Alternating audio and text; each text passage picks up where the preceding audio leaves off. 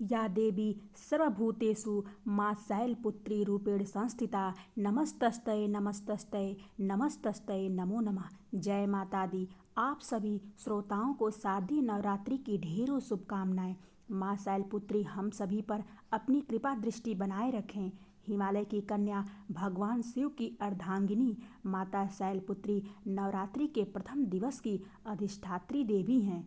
इनकी उपासना से साधक को स्थिरता, शुद्धता और आध्यात्मिक उन्नति का वरदान मिलता है। मां शैलपुत्री के मस्तक पर चंद्रमा की शोभा, हाथों में त्रिशूल और कमल का तेजस्वी स्वरूप भक्तों को अचल विश्वास और शक्ति प्रदान करता है। और मां शैलपुत्री वृषभ अर्थात बैल की सवारी करती हैं। एक समय बृहस्पति जी ब्रह्मा जी से बोले, हे ब्राह्मण श्रेष्ठ, चैत्र व अश्विन मास के शुक्ल पक्ष में नवरात्रि का व्रत और उत्सव क्यों किया जाता है? इस व्रत का क्या फल है और इसे किस प्रकार करना उचित है? सबसे पहले इस व्रत को किसने किया, सब विस्तार से बताइए। बृहस्पति जी का ऐसा प्रश्न सुन ब्रह्मा जी ने कहा, हे बृहस्पति, प्राणियों के हित की इच्छा से तुमने बहुत अच्छा प्रश्न किया है। जो मनुष्य मनोरथ पूर्ण करने वाली दुर्गा, महादेव और सूर्य और नारायण का ध्यान करते हैं वे मनुष्य धन्य हैं। यह नवरात्र व्रत संपूर्ण कामनाओं को पूरा करने वाला है। इसके करने से पुत्र की कामना करने वाले को पुत्र, धन की लालसा रखने वाले को धन, विद्या चाहने वाले को विद्या और सुख की इच्छा रखने वाले को सुख मिलता है। इस व्रत को करने से रोगी मनुष्य का रोग दूर हो जाता है तथा मनुष्य की संपूर्ण विपत्तियां दूर हो जाती हैं और घर में समृद्धि की वृद्धि होती है तथा बंध्या को पुत्र प्राप्त होता है। समस्त पापों से छुटकारा मिल जाता है और मन का मनोरथ सिद्ध हो जाता है। जो मनुष्य इस नवरात्र व्रत को नहीं करता वह अनेक दुखों को भोगता है और कष्ट व रोग से पीड़ित हो अंगहीनता को प्राप्त होता है। उसके संतान नहीं होती और वह धन धान्य से रहित हो भूख और प्यास से व्याकुल घूमता फिरता है तथा संज्ञाहीन हो जाता है। जो सधवा स्त्री इस व्रत को नहीं करती वह पति सुख से वंचित हो नाना दुखों को भोगती है। यदि व्रत करने वाला मनुष्य सारे दिन का उपवास न कर सके तो एक समय भोजन करे और 10 दिन बंधु बांधवों सहित नवरात्र व्रत की कथा का श्रवण करे। हे बृहस्पति, जिसने सबसे पहले इस महाव्रत को किया है वह कथा मैं तुम्हें सुनाता हूँ। तुम सावधान होकर ध्यानपूर्वक सुनो। इस प्रकार ब्रह्मा जी का वचन सुनकर बृहस्पति जी बोले, हे ब्राह्मण, मनुष्यों का कल्याण करने वाले इस व्रत के इतिहास को मेरे लिए कहिए। मैं सावधान होकर ध्यानपूर्वक सुन रहा हूँ। मैं आपकी शरण में आया हूँ, मुझ पर कृपा करिए। ब्रह्मा जी बोले, हे बृहस्पति, प्राचीन काल में मनोहर नगर में पीठत नाम का एक अनाथ ब्राह्मण रहता था। वह भगवती दुर्गा का भक्त था। उसके संपूर्ण सद्गुणों से युक्त सुमति नाम की एक अत्यंत सुंदरी कन्या उत्पन्न हुई। वह कन्या सुमति अपने पिता के घर बाल्यकाल में अपनी सहेलियों के साथ क्रीड़ा करती हुई इस प्रकार बढ़ने लगी जैसे शुक्ल पक्ष में चंद्रमा की कला बढ़ती है। उसका पिता प्रतिदिन जब दुर्गा की पूजा करके होम किया करता था तो वह उस नियम से वहाँ उपस्थित रहती। एक दिन सुमति अपनी सखियों के साथ खेलने में लग गई और भगवती के पूजन में उपस्थित नहीं हुई।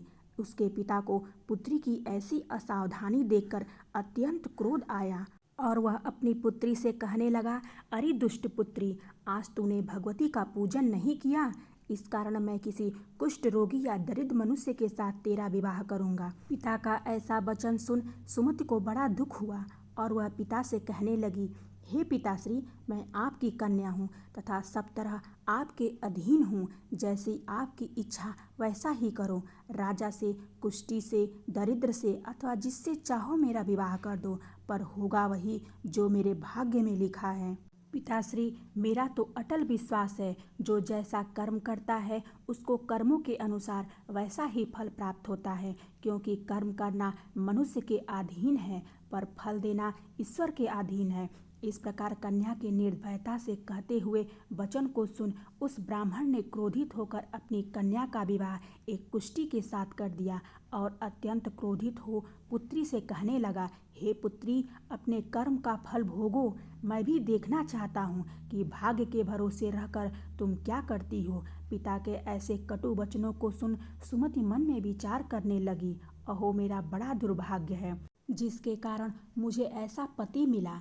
इस तरह मन ही मन अपने दुख का विचार करती हुई वह कन्या अपने पति के साथ वन चली गई और डरावने कुशायुक्त उस निर्जन वन में उन्होंने वह रात बड़े कष्ट से व्यतीत की। उस गरीब बालिका की ऐसी दशा देख देवी भगवती ने पूर्व पुण्य के प्रभाव से प्रकट हो सुमति से कहा, हे दीन ब्राह्मणी, मैं तुझसे अत्यंत प्रसन्न हूँ। तुम जो चाहो सो वरदान मांग सकती हो। भगवती दुर्गा का यह वचन सुन ब्राह्मणी ने कहा, आप कौन हैं? वह सब मुझसे कहिए। ब्राह्मणी का ऐसा वचन सुन देवी ने कहा कि मैं आदि शक्ति भगवती हूँ और मैं ही ब्रह्म विद्या व सरस्वती हूँ। प्रसन्न होने पर मैं प्राणियों का दुख दूर कर उनको सुख प्रदान करती हूँ। हे ब्राह्मणी, मैं तुझ पर तेरे पूर्व जन्म के पुण्य के प्रभाव से प्रसन्न हूँ। मैं तुम्हें तुम्हारे पूर्व जन्म का वृतांत सुनाती हूँ। सुनो ध्यान पूर्वक। तू पूर्व जन्म में निषाद अर्थात भील की स्त्री थी और अति पतिव्रता थी। एक दिन तेरे पति निषाद ने चोरी की। चोरी करने के कारण तुम दोनों को सिपाहियों ने पकड़ लिया और ले जाकर जेल खाने में कैद कर दिया। उन लोगों ने तुझको और तेरे पति को भोजन भी नहीं दिया। इस प्रकार नवरात्रि के दिनों में तुमने न तो कुछ खाया और न ही जल पिया। इस प्रकार 9 दिन तक नवरात्रि का व्रत पूर्ण हो गया। हे ब्राह्मणी, उन दिनों में जो व्रत हुआ उस व्रत के प्रभाव से प्रसन्न होकर मैं तुझे मनवांछित वर देती हूँ। तुम्हारी जो इच्छा हो सो मांगो। इस प्रकार दुर्गा के वचन सुन ब्राह्मणी बोली, अगर आप मुझ पर प्रसन्न हैं तो हे दुर्गे, मैं आपको प्रणाम करती हूँ। कृपा करके मेरे पति का कोढ़ दूर कर दीजिए। देवी ने कहा, उन दिनों तुमने जो व्रत किया था उस व्रत के एक दिन का पुण्य पति का कोढ़ दूर करने के लिए अर्पण करो। उस पुण्य के प्रभाव से तेरा पति कोढ़ से मुक्त हो जाएगा। ब्रह्मा जी बोले, हे बृहस्पति। इस प्रकार देवी के वचन सुन वह ब्राह्मणी बहुत ही प्रसन्न हुई और अपने पति को निरोग करने की इच्छा से उसने वैसा ही किया। भगवती ने कहा, जब देवी दुर्गा ने तथा अस्तु ऐसा कहा तब उसके पति का शरीर भगवती दुर्गा की कृपा से कुष्ठ रोग से रहित हो अति कांतिवान हो गया। वह ब्राह्मणी पति की मनोहर देह को देखकर देवी की स्तुति करते हुए बोली, हे दुर्गे, आप दुर्गति को दूर करने वाली हैं, तीनों लोगों का संताप हरने वाली, समस्त दुखों को दूर करने वाली, तीनों लोगों का संताप हरने वाली, समस्त दुखों को दूर करने वाली, रोगे मनुष्य को निरोग करने वाली, प्रसन्न हो मनोवांछित वर देने वाली और दुष्टों का नाश करने वाली आप जगत की माता हो। हे अम्बे, मुझ निरपराध अबला को मेरे पिता ने कुष्ठी मनुष्य के साथ विवाह कर घर से निकाल दिया। पिता से तिरस्कृत निर्जन वन में विचर रही हूँ। आपने मेरा इस विपदा में उद्धार किया है। हे देवी, मैं आपको प्रणाम करती हूँ, कृपया मेरी रक्षा करिए। ब्रह्मा जी बोले, हे बृहस्पति। उस ब्राह्मणी की ऐसी स्तुति सुन देवी बहुत प्रसन्न हुई और ब्राह्मणी से कहा, हे ब्राह्मणी, तेरा उदालय नामक अति बुद्धिमान, धनवान, कीर्तिवान और जितेंद्रिय पुत्र शीघ्र उत्पन्न होगा। ऐसा वर प्रदान कर देवी ने ब्राह्मणी से फिर कहा कि हे ब्राह्मणी, और जो कुछ तेरी इच्छा हो वर मांग ले। भगवती दुर्गा का ऐसा वचन सुन सुमति ने कहा, हे भगवती दुर्गे, अगर आप मुझ पर प्रसन्न हैं तो कृपा कर मुझे नवरात्र व्रत की विधि और उसके फल का विस्तार से वर्णन करें। इस प्रकार ब्राह्मणी के वचन सुन देवी दुर्गा ने कहा, हे ब्राह्मणी, मैं तुम्हें संपूर्ण पापों को दूर करने वाले नवरात्र व्रत की विधि बतलाती हूँ, जिसको सुनने से मोक्ष की प्राप्ति होती है। अश्विन मास के शुक्ल पक्ष की प्रतिपदा से लेकर 9 दिन तक विधि पूर्वक व्रत करें। यह दिन भर का व्रत न कर सकें तो एक समय भोजन करें। विद्वान ब्राह्मणों से पूछकर घट स्थापना करें और वाटिका बनाकर उसको प्रतिदिन जल से सींचें। महाकाली, महालक्ष्मी और महासरस्वती देवी की मूर्तियां स्थापित कर उनकी नित्य विधि सहित पूजा करें। पुष्पों से विधि पूर्वक अर्घ दें। बिजौरा के फल से अर्घ देने से रूप की प्राप्ति होती है। जायफल से अर्घ देने से कीर्ति की प्राप्ति होती है। दाख से अर्घ देने पर कार्य की सिद्धि होती है। आंवले से अर्घ देने से सुख की प्राप्ति होती है। केले से अर्घ देने से आभूषणों की प्राप्ति होती है। इस प्रकार पुष्पों व फलों से अर्घ देकर व्रत समाप्त होने पर 9वें दिन यथाविधि हवन करें। खांड, घी, गेहूँ, शहद, जौ, तिल, बिल्व अर्थात बेल, नारियल, दाख और कदम आदि से हवन करें। गेहूं से होम करने से लक्ष्मी की प्राप्ति होती है। खीर एवं चंपा के पुष्पों से धन की और बेलपत्रों से तेज व सुख की प्राप्ति होती है। आंवले से कीर्ति की और केले से पुत्र की, कमल से राज सम्मान की और दाखों से संपदा की प्राप्ति होती है। खांड, घी, नारियल, शहद, जौ, तिल तथा फलों से होम करने से मनोवांछित वस्तु की प्राप्ति होती है। व्रत करने वाला मनुष्य इस विधि विधान से होम कर आचार्य की अत्यंत नम्रता के साथ प्रणाम करें और यज्ञ की सिद्धि के लिए उसे दक्षिणा दें। इस प्रकार बताई हुई विधि के अनुसार जो व्यक्ति व्रत करता है उसके सब मनोरथ सिद्ध होते हैं।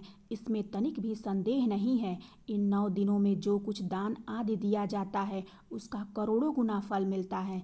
इस नवरात्र व्रत को करने से अश्वमेघ का फल मिलता है। हे ब्राह्मणी, इस संपूर्ण कामनाओं को पूर्ण करने वाले उत्तम व्रत को तीर्थ, मंदिर अथवा घर में विधि अनुसार करें। ब्रह्मा जी बोले, हे बृहस्पति, इस प्रकार ब्राह्मणी को व्रत की विधि और फल बताकर देवी अंतर्ध्यान हो गईं। जो मनुष्य या स्त्री इस व्रत को भक्ति पूर्वक करता है वह इस लोक में सुख प्राप्त कर अंत में दुर्लभ मोक्ष को प्राप्त होता है। हे बृहस्पति, यह इस दुर्लभ व्रत का महात्म्य है जो मैंने तुम्हें बतलाया। यह सुन बृहस्पति जी आनंद से प्रफुल्लित हो ब्रह्मा जी से कहने लगे कि हे ब्राह्मण, आप मुझ पर अति कृपा की जो मुझे इस नवरात्र व्रत का महात्म्य सुनाया। ब्रह्मा जी बोले, हे बृहस्पति, यह देवी भगवती संपूर्ण लोगों का पालन करने वाली हैं। इस महादेवी के प्रभाव को कौन जान सकता है। एक बार प्रेम से बोलिए, देवी भगवती की जय। अब आइए श्रवण करते हैं माँ शैलपुत्री की पावन कथा, जिसे सुनने मात्र से सभी मनोकामनाएं पूर्ण होती हैं। सर्वशक्ति की अधिष्ठात्री नवरात्रि के प्रथम दिन पूजित देवी माँ शैलपुत्री का जन्म एक विशेष उद्देश्य से हुआ। देवी सती के रूप में जब उन्होंने अपने शरीर का त्याग किया तो वे अपने अगले जन्म में राजा हिमालय के यहाँ पुत्री के रूप में अवतरित हुईं। यही कारण है कि उन्हें शैल अर्थात पर्वत की पुत्री कहा जाता है। प्राचीन काल में हिमालय राज अपनी पवित्रता और निष्ठा के लिए प्रसिद्ध थे। वे भगवान शिव के अनन्य भक्त थे और उनके चरणों में लीन रहते थे। एक दिन जब वे गहन ध्यान में थे तब नारद मुनि वहां आए और उन्होंने कहा, हे राजन, तुम्हारे घर स्वयं आदि शक्ति प्रकट होंगी। वे न केवल इस धरा को दिव्यता से अलौकित करेंगी बल्कि तुम्हारे कुल का गौरव भी बढ़ाएंगी।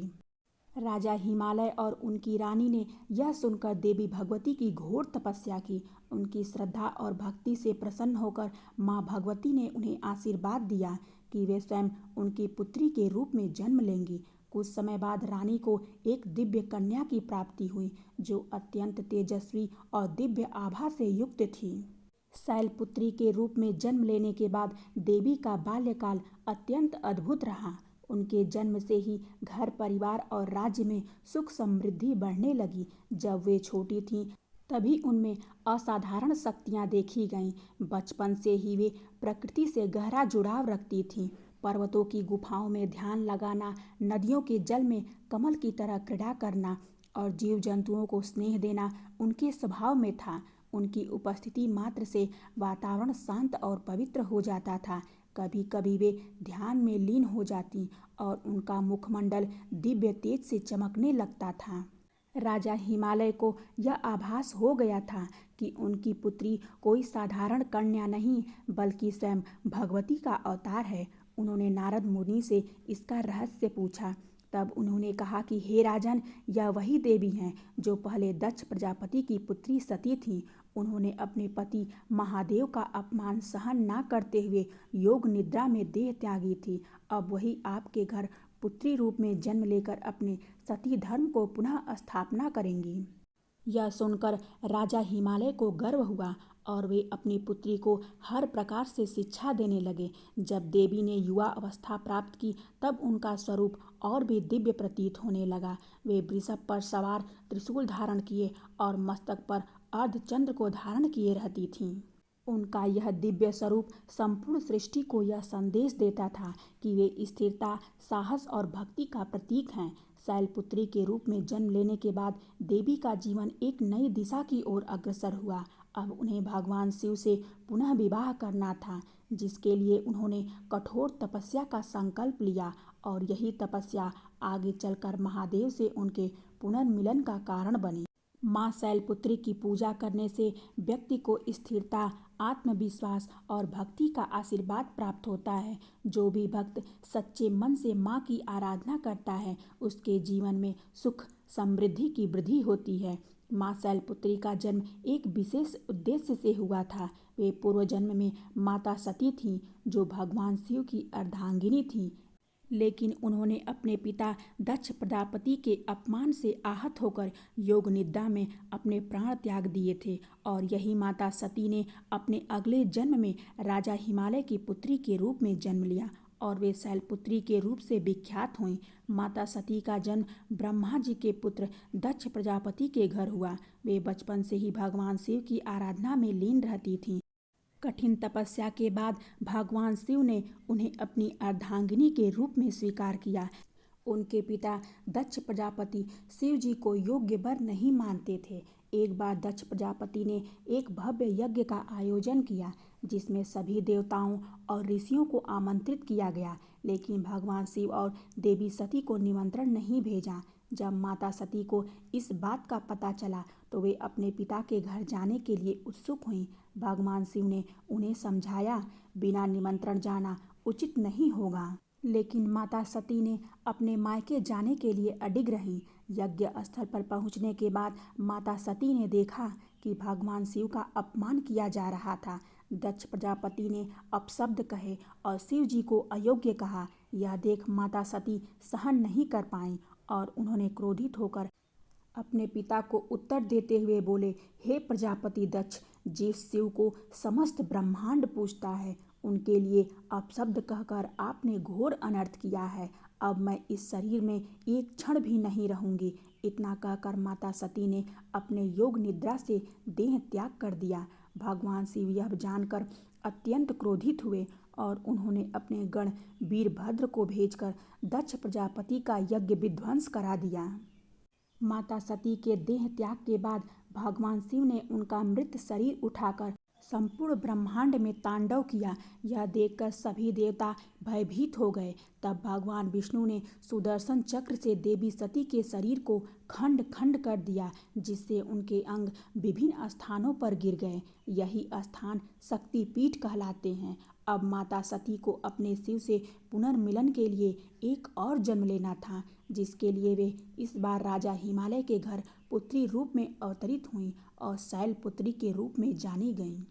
राजा हिमालय को नारद मुनि ने भविष्यवाणी की थी कि उनकी पुत्री कोई साधारण कन्या नहीं होगी, बल्कि स्वयं आदिशक्ति का अवतार होगी।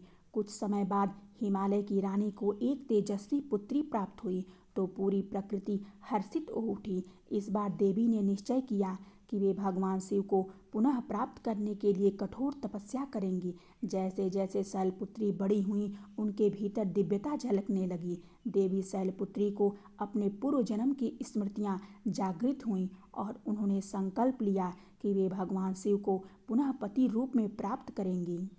इस उद्देश्य से उन्होंने गहन तपस्या का मार्ग चुना। वे अब पर्वतों की गुफाओं में जाकर ध्यान लगाने लगी। कठोर ब्रह्मचर्य का पालन करते हुए अपना संपूर्ण जीवन शिव आराधना में उन्होंने समर्पित कर दिया।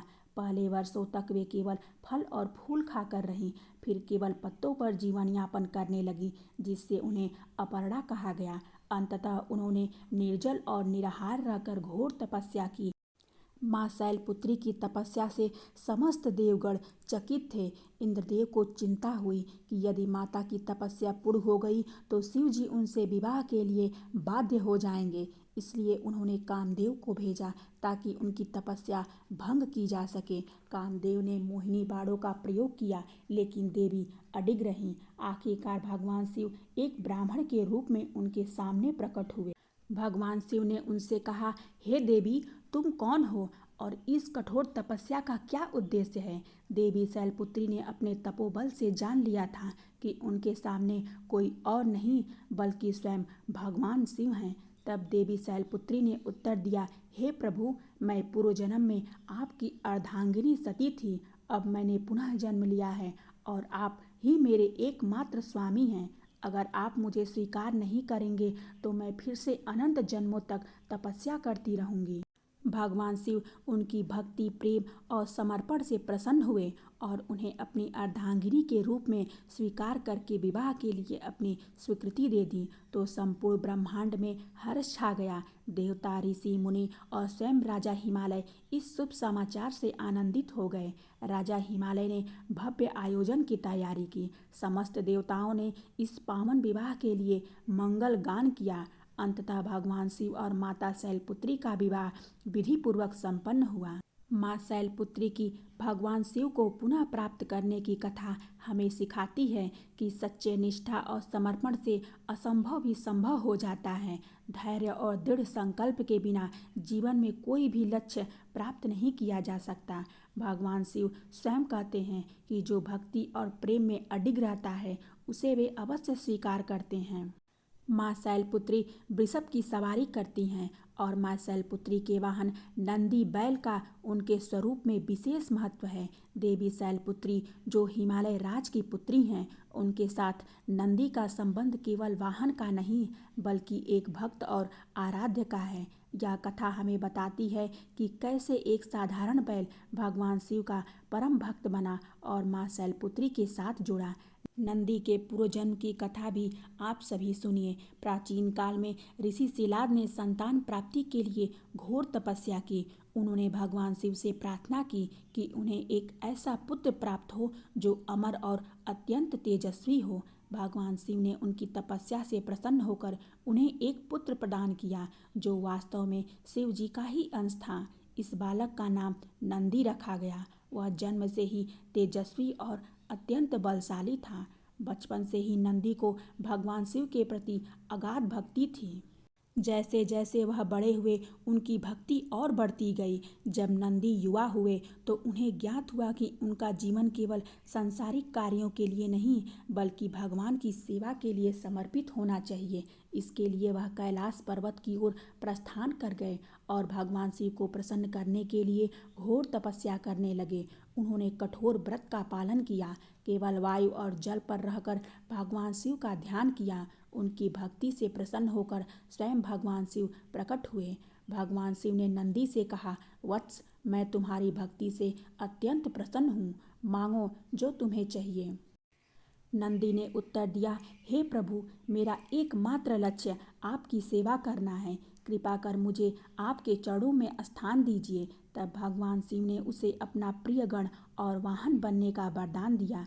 इधर जब माता सती ने योग निद्रा में आत्महत्या किया और पुनः शैलपुत्री के रूप में जन्म लिया, तब भगवान शिव ने नंदी को आदेश दिया कि वह उनकी साधना में सहायता करें। जब देवी शैलपुत्री कठिन तपस्या कर रही थी तब नंदी उनकी रक्षा के लिए सदैव उपस्थित रहते थे। उन्होंने देवी की सेवा की और उनकी तपस्या में किसी भी प्रकार की बाधा नहीं आने दी। देवी ने नंदी की भक्ति और सेवा भाव को देखकर उन्हें आशीर्वाद दिया कि वह सदैव शिव और शक्ति के वाहन के रूप में प्रतिष्ठित रहेंगे। एक समय की बात है जब एक असुर ने देवी शैलपुत्री की तपस्या भंग करने का प्रयास किया। वह राक्षस भेष बदलकर उनके समीप पहुंचा, लेकिन नंदी ने उसे पहचान लिया। नंदी ने अपनी अपार शक्ति से उस असुर का सामना किया। देवी के आशीर्वाद से नंदी ने उसे परास्त कर दिया। तब माँ शैलपुत्री ने नंदी को यह वरदान दिया कि जो भी मेरी पूजा करेगा वह तुम्हारी भी आराधना करेगा और तुम मेरे साथ सदा रहोगे। जो भी माँ शैलपुत्री और भगवान शिव की पूजा करता है उसे नंदी की कृपा भी प्राप्त होती है। नंदी को समर्पित व्यक्ति को शिव शक्ति की विशेष कृपा मिलती है। नंदी की सवारी करने वाली माँ शैलपुत्री धैर्य, सेवा और समर्पण की प्रतीक मानी जाती हैं। माँ शैलपुत्री का संबंध चंद्रमा अर्थात सोम से भी विशेष रूप से जुड़ा हुआ है। वे अपने मस्तक पर अर्धचंद्र धारण करती हैं, जिससे उनका नाम सौम्य रूपा भी है। लेकिन क्या आप जानते हैं कि चंद्रदेव को यह सौभाग्य कैसे प्राप्त हुआ कि वे माता के मस्तक पर विराजमान रहें? अब आगे की कथा में आप यह भी जानेंगे कि चंद्रदेव को कैसे यह सौभाग्य प्राप्त हुआ और कैसे चंद्रदेव ने गंभीर श्राप भोगा और फिर माँ शैलपुत्री की कृपा से पुनः अपना तेज प्राप्त किया। चंद्रदेव, जिन्हें सोम भी कहा जाता है, जो अत्यंत सुंदर, तेजस्वी और आकर्षक माने जाते हैं, वे 27 नक्षत्रों के स्वामी हैं और उन्होंने राजा दक्ष प्रजापति की 27 कन्याओं से विवाह किया था। लेकिन उन्होंने अपने विशेष रूप से रोहिणी नामक पत्नी को ही सबसे अधिक प्रेम दिया, जिससे बाकी 26 पत्नियां उपेक्षित महसूस करने लगीं। जब यह बात दक्ष प्रजापति को पता चली तो उन्होंने चंद्रदेव को समझाया, लेकिन उन्होंने इस बात को अनदेखा कर दिया। इससे क्रोधित होकर राजा दक्ष ने उन्हें क्षय होने अर्थात धीरे धीरे लुप्त होने का श्राप दे दिया। श्राप के प्रभाव से चंद्रदेव की चमक धीरे धीरे कम होने लगी, जिससे देवताओं की संपूर्ण सृष्टि में संकट उत्पन्न हो गया। चंद्रदेव अत्यंत व्याकुल हुए और सभी देवताओं से सहायता मांगी, लेकिन कोई समाधान नहीं मिला। अंततः वे भगवान शिव और माँ शैलपुत्री की शरण में पहुँचे। चंद्रदेव ने कैलाश पर्वत पर जाकर घोर तपस्या प्रारंभ की। वे दिन रात भगवान शिव और माता शैलपुत्री का ध्यान करने लगे। चंद्रदेव ने ओम नमः शिवाय मंत्र का जाप करते हुए कठोर तप किया। वे हिमालय की ठंडी गुफाओं में बिना अन्न जल के शिव और शक्ति की आराधना करने लगे। तब उनकी भक्ति से प्रसन्न होकर माँ शैलपुत्री ने शिवजी से आग्रह किया कि वे चंद्रदेव को इस श्राप से मुक्त करें। भगवान शिव ने कहा, हे सोम, तुम्हारा यह कष्ट तुम्हारे ही कर्मों का फल है। हे चंद्रदेव, तुम्हें मेरे मस्तक पर स्थान प्राप्त होगा। जब तुम क्षीण हो जाओगे तब तुम पुनः पूर्ण होकर चमकोगे। तुम्हारी यह अवस्था अब अमर रहेगी और इसी चक्र को चंद्रमास का नाम दिया जाएगा। माँ शैलपुत्री के आशीर्वाद से ही चंद्रमा कृष्ण पक्ष में क्षीण होते हैं और शुक्ल पक्ष में पुनः बढ़ते हैं। यही चंद्रकलाओं का आधार बना। शिवजी ने चंद्रमा को अपने मस्तक पर धारण किया, जिससे वे चंद्रशेखर कहलाए। चंद्रमा का यह चक्र समस्त जीवन चक्र का प्रतीक बन गया। इसी घटना के कारण सोमवार अर्थात चंद्रवार को शिव शक्ति की विशेष पूजा का दिन माना गया है। चंद्रदेव ने माँ शैलपुत्री और भगवान शिव से यह निवेदन किया कि वे उनकी भक्ति को अमर कर दें। तब भगवान शिव ने कहा, हे सोम, जिस स्थान पर तुमने तपस्या की है वही अब तुम्हारे नाम से सोमनाथ नामक मेरा प्रथम ज्योतिर्लिंग स्थापित होगा। यहाँ आने वाले भक्तों के सभी पाप और कष्ट दूर होंगे। माँ शैलपुत्री ने भी आशीर्वाद दिया कि जो भी भक्त सोमवार को व्रत रखेगा उसकी समस्त इच्छाएं पूर्ण होंगी। तभी से सोमवार को शिव और शक्ति की पूजा का विशेष महत्व हो गया। माँ शैलपुत्री के यहाँ नंदी बैल का उनके स्वरूप में विशेष स्थान है। लेकिन प्रिय श्रोताओं, क्या आप जानते हैं कि एक समय ऐसा भी आया जब एक दैत्य वृषभासुर ने देवी की शक्ति को चुनौती दी थी।